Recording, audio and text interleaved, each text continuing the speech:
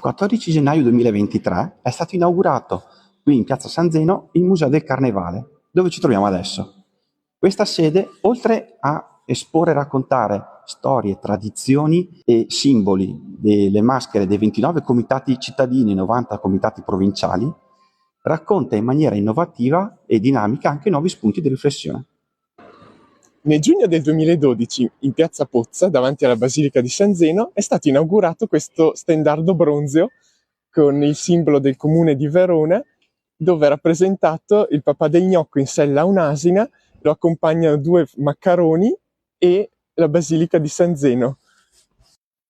Ormai da qualche anno è consuetudine allestire, sempre qui di fronte a Piazza San Zeno, una scultura della maschera principale del carnevale veronese, il papà del gnocco, qui rappresentato con l'abito tradizionale, il cappello, la barba lunga, il pirone appunto con sopra lo gnocco.